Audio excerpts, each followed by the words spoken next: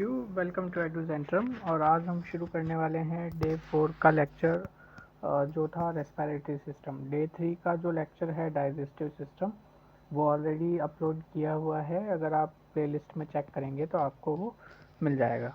ठीक है, तो अभी हम शुरू करते हैं रेस्पिरेटरी सिस्टम के बारे में और देखते हैं क्या क्या इंपॉर्टेंट चीज़ें दी हुई है कि the most important organ of the respiratory system of human is lungs. ठीक है, फेफड़े जो रहते हैं वो मोस्ट इम्पॉर्टेंट सिस्टम है where the exchange of gases takes place. ठीक है, जहाँ पे गैसेस का जो एक्सचेंज रहता है वो होता है।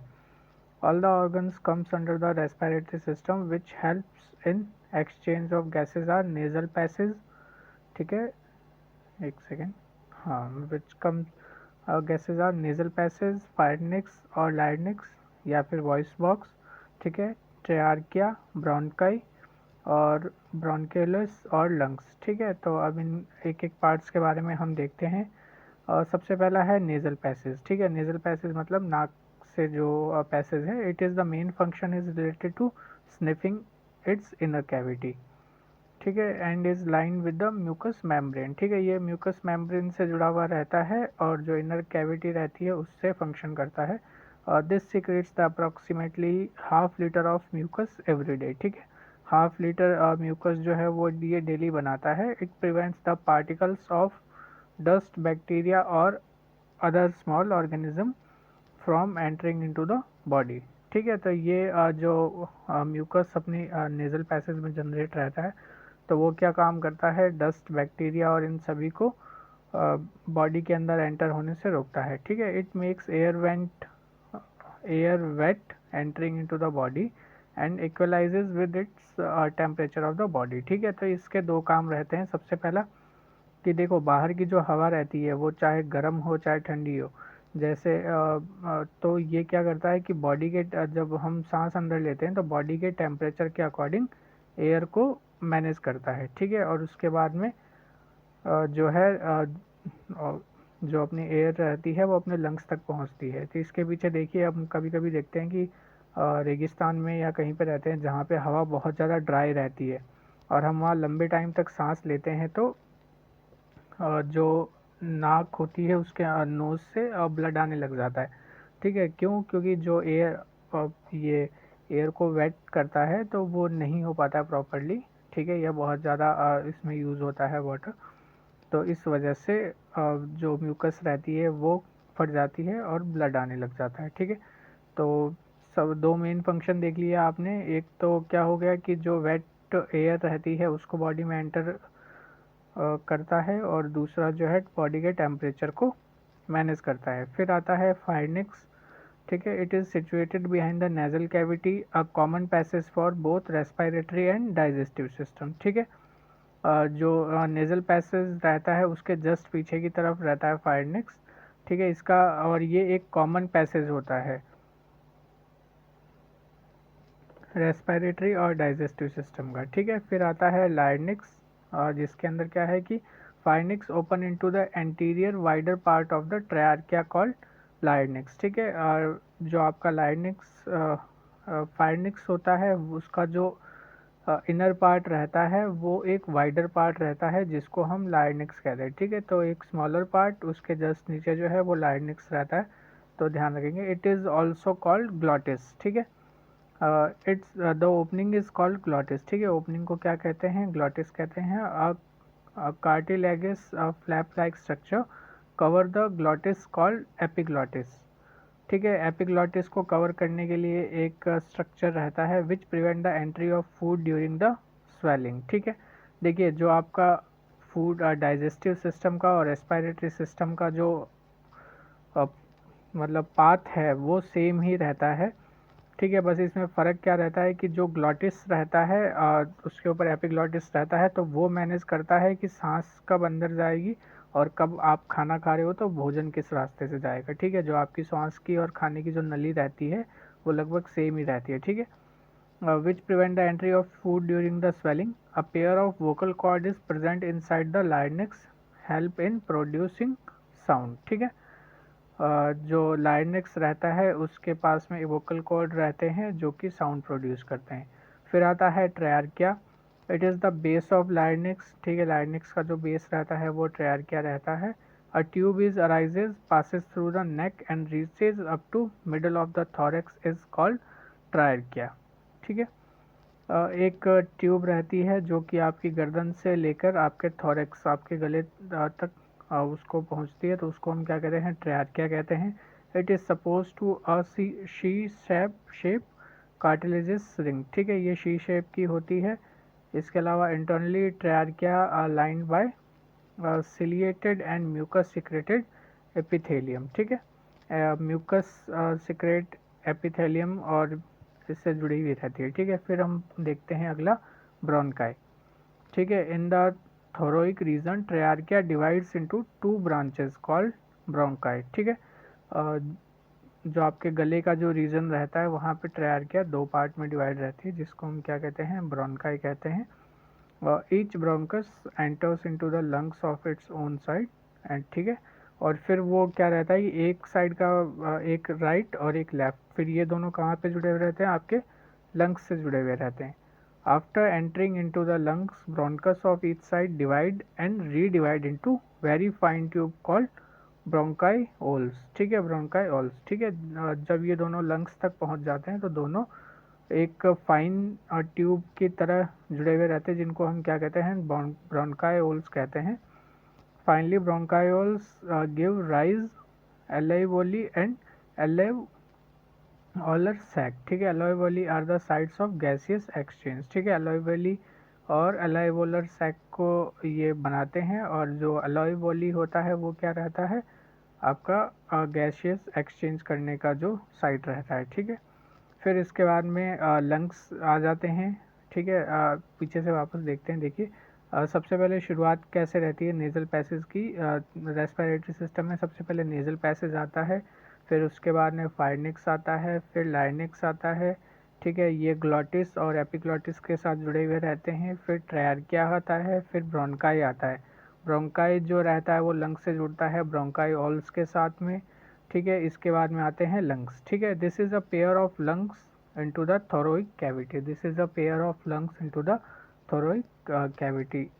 It's colour is pink red and looks like a sponge, ठीक है। इसका जो कलर रहता है वो पिंक होता है या फिर रेड होता है, और ये स्पंज के साथ में जुड़े हुए रहते हैं। एक सेकंड रुकिए।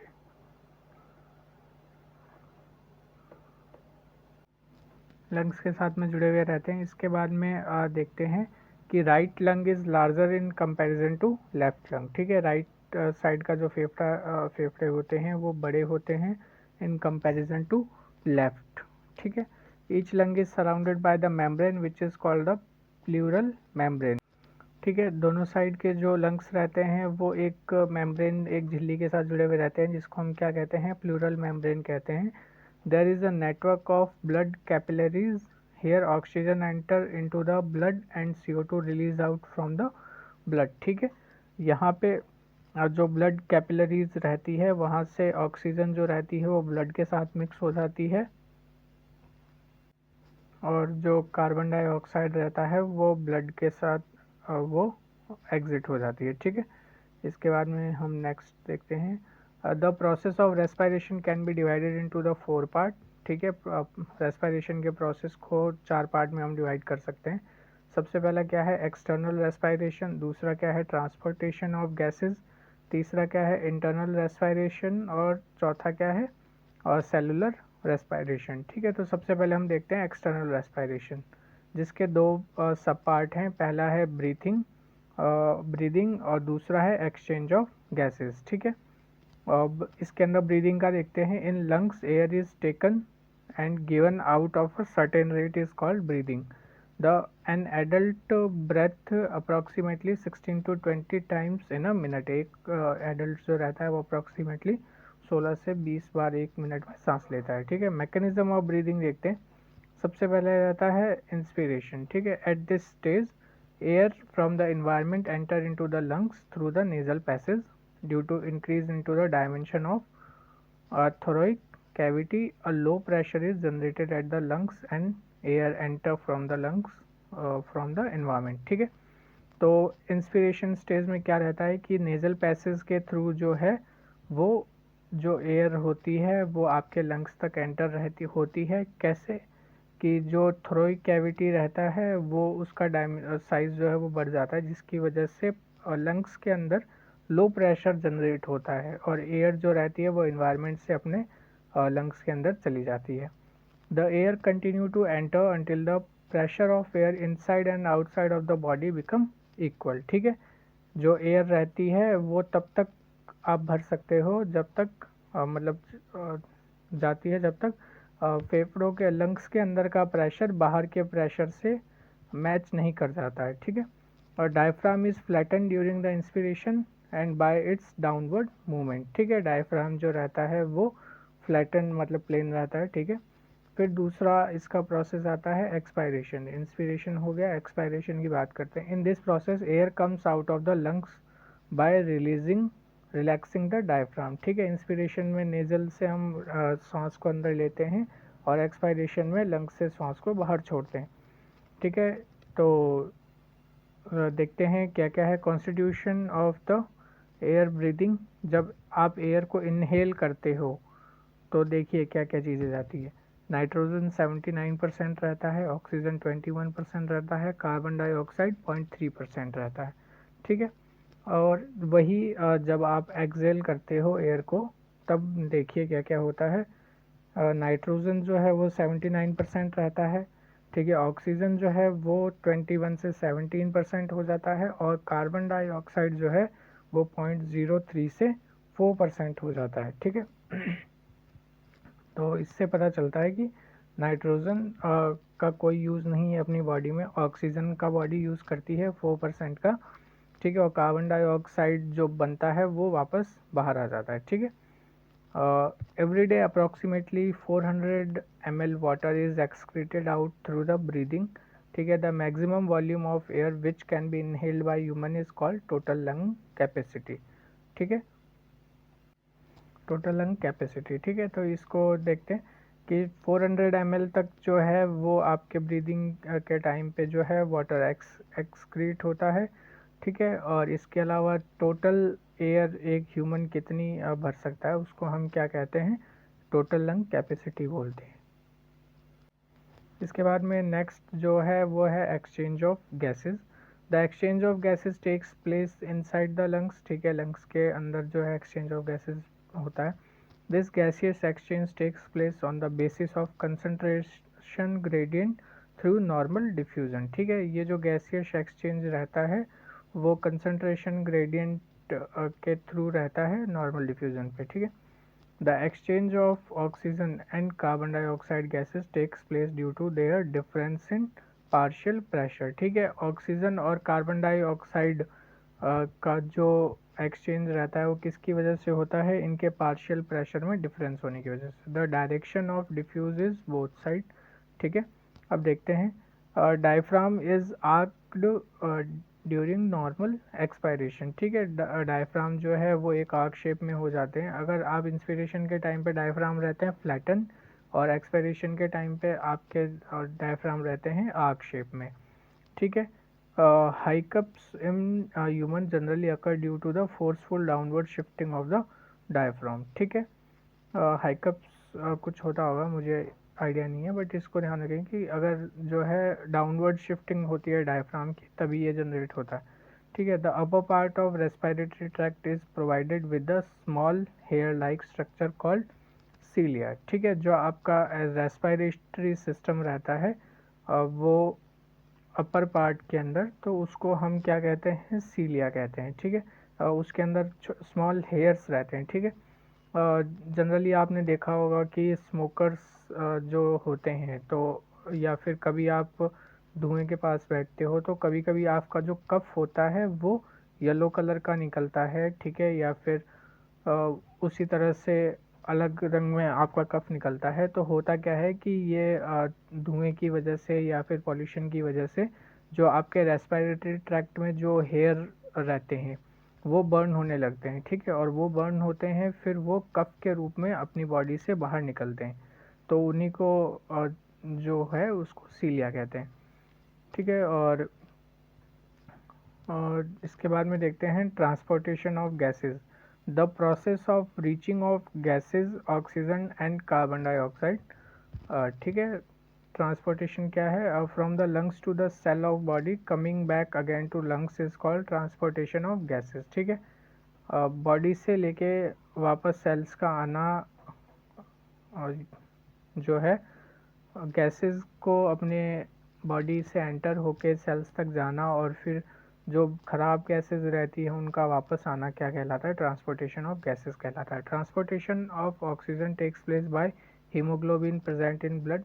ठीक है, हीमोग्लोबिन की वजह से जो है वो ऑक्सीजन का ट्रांसपोर्टेशन होता है। Transportation of carbon dioxide from cells to lung takes place by haemoglobin only to the extent of 10 to 20%।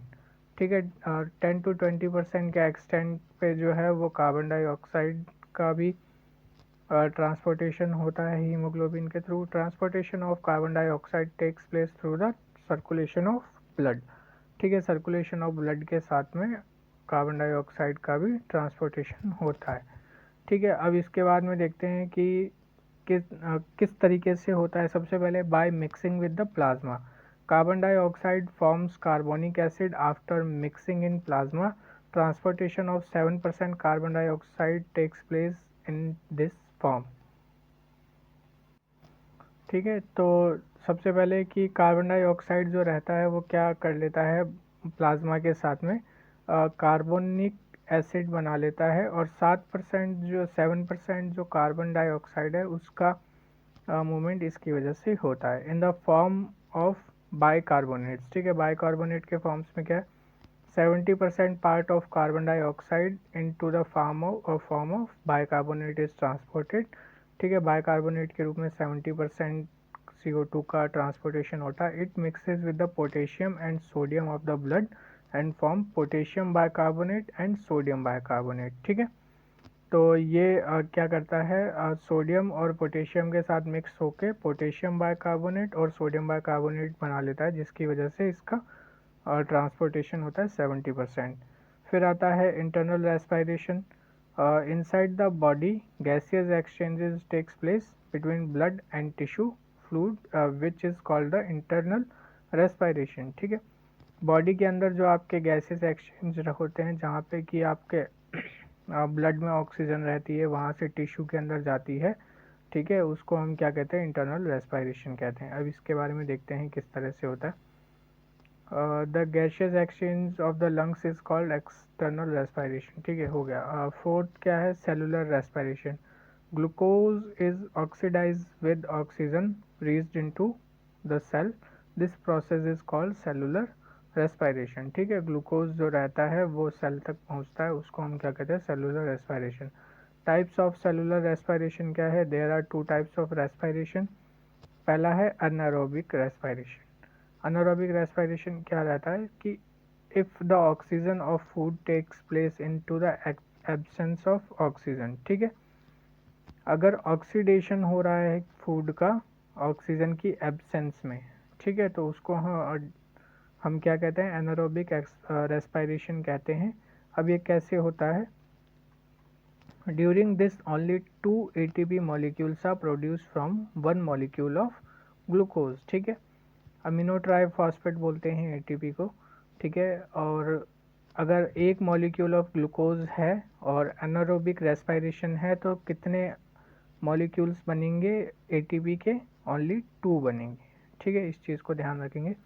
Final product of anaerobic respiration in animal tissue like skeletal muscle cell is lactic acid. ठीक है, animal tissue के अंदर भी जो है anaerobic अगर respiration रहता है तो लास्ट में क्या बनता है, उससे लैक्टिक एसिड बनता है। ठीक है, फिर ये 2 फॉर्मूले दिए हुए हैं कि ग्लूकोज से जो है लैक्टिक एसिड क्या बनता है, तो ग्लूकोज का फॉर्मूला क्या है, C6H12O6। ठीक है, इससे क्या बनता है, 2C3H6O3 प्लस एनर्जी एनिमल्स के अंदर। ठीक है, और इसी तरह से प्लांट के लिए भी दे रखा है, इसको देख लेना आप। और फिर हम आते हैं एरोबिक रेस्पिरेशन पे। एनारोबिक रेस्पिरेशन में क्या था, जब ऑक्सीडेशन होता है विदाउट प्रेजेंस ऑफ ऑक्सीजन, इसके अंदर क्या रहेगा, जब ऑक्सीडेशन हो with the presence of oxygen. The complete oxidation of glucose takes place as a result of CO2 and H2O is formed and energy is released into the use amount. ठीक है, oxidation क्या, glucose का एक complete तरीके से oxidation हो जाता है, ठीक है, उसके रिजल्ट में क्या बनता है, CO2 और H2O बनते हैं और लार्ज अमाउंट में एनर्जी रिलीज होती रहती है। ठीक है, तो इसके अंदर जो इसका प्रोडक्ट है देखिए क्या है, C6H12O6 प्लस 6O2, ऑक्सीजन के 6 एटम और प्लस ग्लूकोज, तो क्या बनता है 6CO2 कार्बन डाइऑक्साइड बनता है प्लस 6H2O प्लस वाटर बनता है और 2870 किलो जूल एनर्जी यानी 38 ATP, और वहाँ पे कितना बन रहा था 2 ATP एक ग्लूकोज से। ठीक है, the complex process in cellular respiration is divided into the two part. ठीक है, जो प्रोसेस रहता है सेलुलर रेस्पिरेशन का वो दो पार्ट में डिवाइड है, पहला ग्लाइकोलाइसिस जिसको हम साइटोप्लाज्म कहते हैं और दूसरा क्या है कर्ब साइकिल जिसको हम माइटोकॉन्ड्रिया के थ्रू कहते हैं। ठीक है, अब है ग्लाइकोलाइसिस के बारे में देखते हैं। Its study was first done by the Embden मायोब्रा pathway, therefore it is known as the EMP path। ठीक है, ग्लाइकोलाइसिस के बारे में तो एमडेन मायोरा पाथवे ने इसकी स्टडी की थी सबसे पहले और इसको हम क्या कहते हैं EMP पाथ कहते हैं। तो वो देखते हैं, glycolysis is present in both type of respiration, aerobic and anaerobic. This process takes place in cytoplasm. ठीक है, साइटोप्लाज्म में ये प्रोसेस होता है, इसके अलावा इसमें क्या है एरोबिक और एनारोबिक दोनों के अंदर पाया जाता है। ठीक है, as a result of decomposition of 1 glucose atom in glycolysis 2 atom of pyruvic acid is form. ठीक है, अगर ग्लूकोज के एक एटम का अगर डिकम्पोजिशन हो रहा है ग्लाइकोलाइसिस के अंदर तो 2 एटम ऑफ प्यूरिक एसिड बनते हैं। ठीक है, to start this process 2 atoms of ATP, adenosine triphosphate, takes part, but at the end of the process 4 atoms ATP are obtained। ठीक है, तो ग्लाइकोलाइसिस के प्रोसेस में को स्टार्ट करने के लिए क्या होता है, 2 एटम ऑफ ATP जो है वो स्टार्ट करते हैं और प्रोसेस के एंड में हमको 4 एटम ऑफ ATP मिलता है। Therefore, as a result, glycolysis 2 atom OTP obtained that is 16,000 calories, यानी 2 into 8,000 energy is obtained। ठीक है, और there is no need of oxygen in glycolysis। ठीक है, हमने देख लिया पहले ही एनारोबिक और एरोबिक दोनों प्रोसेस में पाया जाता है। Hence, this process is similar to both anaerobic and aerobic respiration। In this, 4 molecule of hydrogen formed, which is used in converting NAD2 to NADH2। ठीक है, जो 4 मॉलिक्यूल ऑफ हाइड्रोजन इसमें पाया जाता है जो NAD को 2 NADH2 के अंदर कन्वर्ट कर दें, और the enzyme which take part in glycolysis during respiration are found into the cell cytoplasm. ठीक है, तो इस चीज़ को ध्यान रखेंगे, दो चीज़ें इसके अंदर ध्यान रखने वाली है। सबसे पहली कि ATP के 2 एटम इसमें पार्टिसिपेट करते हैं और फाइनल रिजल्ट के अंदर 4 एटम हमको मिलते हैं। एरोबिक और एनारोबिक दोनों के अंदर ये प्रोसेस रहता है। इसके अलावा जो एंजाइम्स इसमें पार्ट लेते हैं वो कहाँ पाए जाते हैं, सेल साइटोप्लाज्म में पाए जाते हैं। दूसरा हम प्रोसेस देख रहे थे कर्ब साइकिल का। It was describe by Hans Krebs in 1937। ठीक है, हेंस कर्ब्स ने 1937 में दिया था। This is also called citric acid cycle और ट्राई कार्बोक्सिलिक साइकिल। ठीक है, इसको हम या तो सिट्रिक एसिड साइकिल भी कहते हैं और ट्राई कार्बोक्सिलिक साइकिल भी कहते हैं। This process is completed inside the mitochondria in presence of specific enzymes। ठीक है, माइटोकॉन्ड्रिया में रहता है, प्रोसेस कंप्लीट होता है कुछ स्पेसिफिक एंजाइम्स के साथ में। Break down the pyruvate into the CO2 H2O and energy takes place into the mitochondria. ठीक है, प्यूरिक एसिड कहाँ बनता है, अभी हमने देखा था ग्लाइकोलाइसिस के प्रोसेस में बनता है। ठीक है, और ये माइटोकॉन्ड्रिया में ब्रेक कहाँ पे होता है, कार्बन डाइऑक्साइड, हाइड्रोजन वाटर और एनर्जी के अंदर ब्रेक होता है। 2 molecules of each ADP and ATP are formed। ठीक है, ADP और ATP के 2 मॉलिक्यूल जो है वो फॉर्म होते हैं। In this cycle 4 pair of hydrogen atoms are release. ठीक है। इस प्रोसेस में 4 पेयर ऑफ हाइड्रोजन एटम जो रहते हैं वो रिलीज होते हैं। In complete cycle 2 molecules of pyruvic acid produce 12 molecules of carbon dioxide. जब ये प्रोसेस चल रहा होता है तो प्यूरविक एसिड के 2 मॉलिक्यूल्स जो हैं वो 12 molecule of carbon dioxide produce करते हैं। ठीक है, तो इस चीज़ को ध्यान रखेंगे। In our system maximum number of ATP molecules are form during the Krebs cycle. ठीक है, हमारे जो रेस्पिरेशन सिस्टम रहता है maximum number of ATP molecules कब बनते हैं? कॉब साइकिल के टाइम पे बनते हैं, ना कि ग्लाइकोलाइसिस के साइकिल के टाइम पे बनते हैं। ठीक है, अब इसके बाद में जो है नेक्स्ट थोड़ा सा और बच गया, इसको ख़त्म कर लेते। प्रोडक्शन ऑफ एनर्जी की बात करें तो by the oxidation of pyruvic acid 1 molecule of ATP, 5 molecule of NADH and 1 molecule of NADH2 are formed. From the molecule of NADH 3 molecules of, ये सब अपने काम का नहीं है, इसको छोड़ दें। ठीक है, रेस्पिरेटरी सब्सटेंस के बारे में देखते हैं। Carbohydrate, fat and protein. Carbohydrate, fat and protein are the main respiratory substances. At first, oxidation of glucose takes place, then fat. After the consumption of carbohydrate and fat, oxidation of protein start energy if is required. ठीक है, respiration जो carbohydrate, fat और protein जो रहते हैं वो main respiratory substance होते हैं। सबसे पहले ग्लूकोज का ऑक्सीडेशन होता है, फिर फैट का होता है। ठीक है, and the consumption of hydro और carbohydrate and fat oxidation protein start if the energy is required. ठीक है, ये जो रेस्पिरेशन रहता है वो एक कैटाबॉलिक प्रोसेस रहता है। ठीक है, और ये बॉडी का जो वेट रहता है उसको भी रिड्यूस करता है। ठीक है, तो रेस्पिरेशन से बॉडी वेट जो है वो डिक्रीज होता है, बस वो प्रॉपर तरीके से होना चाहिए। The respiration is control by medulla oblongata. ठीक है, रेस्पिरेशन को हम क्या कहते हैं? मेडुला ऑब्लोगेटा भी कहते हैं। Cyanide poisoning causes death in second due to breaking down the electron transportation chain system. ठीक है, साइनाइड पॉइजनिंग जो रहती है वो कुछ ही सेकंड में आपकी डेथ हो जाती है उससे। क्यों? क्योंकि वो इलेक्ट्रॉन ट्रांसपोर्ट चैन सिस्टम को बंद कर देती है। ठीक है, eustachian tube help in equalising the pressure on the either side of the ear drum. ठीक है, एक तो ईस्ट चैन ट्यूब रहती है जो आपके इंटरनली दोनों साइड के ईयर प्रेशर जो रहते हैं उनको मैनेज करती है। ठीक है, retina of the I process of information gathered by photoreceptor cells and send it to the brain to decide what the picture is। ठीक है, जो आपके आई प्रोसेसर रहते हैं वहाँ पे फोटोरिसेप्टर सेल्स लगी हुई रहती है जो कि इंफॉर्मेशन को कैप्चर करते हैं और ब्रेन तक भेजते हैं। The part of I which is responsible for conversion of image of an object into neural signal is optic nerve. ठीक है, आई थिंक ये अपने काम का नहीं है बट ठीक है, देखते हैं। The part of eye which is responsible for the conversion of the image of non-object into neural signal is optic nerve। ठीक है, जो नर्व होती है उसको हम ऑप्टिक नर्व कहते हैं जो कि आपके सिग्नल्स को कन्वर्ट करती है।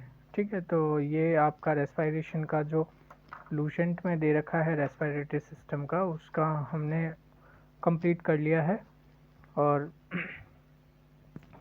अभी जो है आपका डे 4 का जो टारगेट है वो इसके साथ में कंप्लीट होता है। बाकी आप घटना चक्र साइंस की उठाइए, उसके जो प्रीवियस ईयर क्वेश्चन हैं उसको सॉल्व कीजिए और उससे रिलेटेड अगर कोई इन्फॉर्मेशन गैदर होती है आपको तो उसको नोट करते रहिए ताकि आपको आप बाद में आप पूरी बुक को एक साथ में उठाकर नहीं पढ़ना पड़े। आप आसानी से जो भी आपको याद नहीं था तो आप उसको अगर अपने नोट्स खोलें तो आपको वो चीज़ें दिखाई दे जाए। ठीक है, तो आज का लेक्चर यहीं ख़त्म करते हैं। अगर आपको लेक्चर अच्छा लगता है तो आप उसको लाइक, शेयर और सब्सक्राइब करें और हमें सजेशंस दें कि हम इसको और किस तरह से अच्छा बना सकते हैं। चलिए ठीक है, धन्यवाद, थैंक यू।